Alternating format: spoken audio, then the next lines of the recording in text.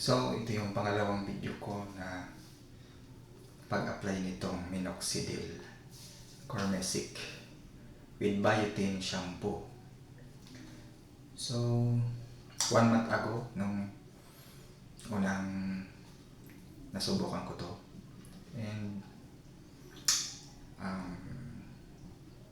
ngayon, gusto ko lang maano yung improvement. So, hindi ko masyadong nahalata, pero parang napansin ko medyo mas healthy ang hair ko ngayon. So, maligo ulit ako.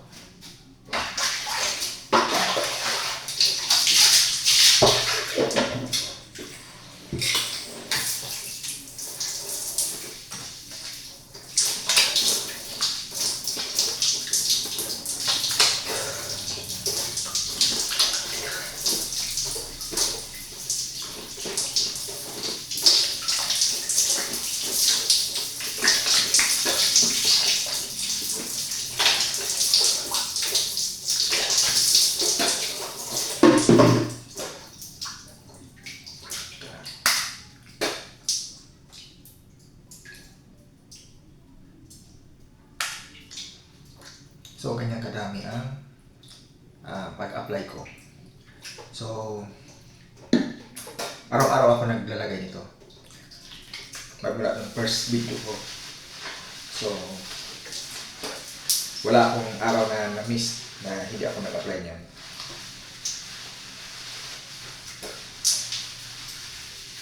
So, kung makikita natin,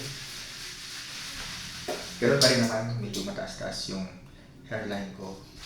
Pero napansin ko mas healthy ang hair. Mas healthy yung hair ko, pero yung pagiging angas ko, pagiging paangas, pero pa rin naman. Ang sabi ng iba, 4 months bago makita talaga yung result. So nakakawang magpama lang ako.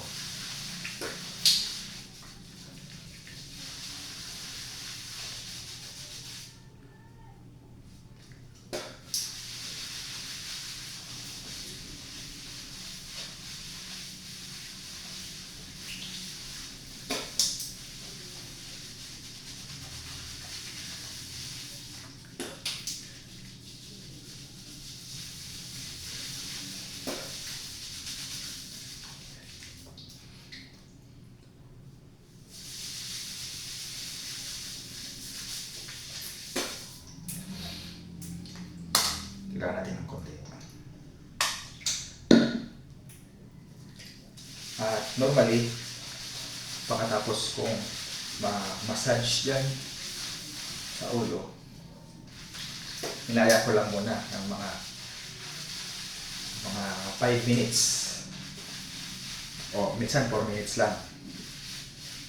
Inayaan ko lang na matuyo dyan sa ulo bago ko banlawan.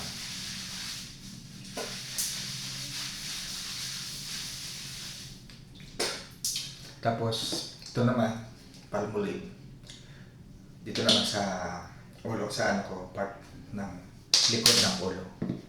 So, yung minoxidil sa harapan, kasi ito naman sa likod. Ito sa kilikili.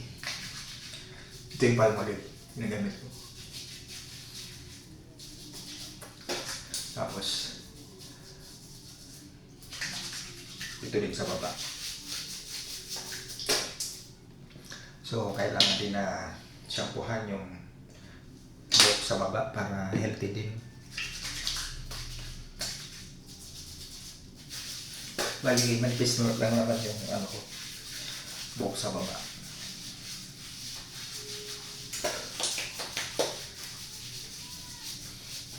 Ayan.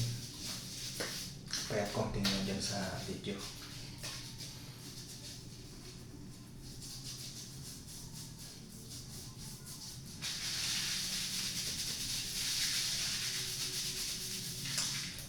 Okay, so that's it.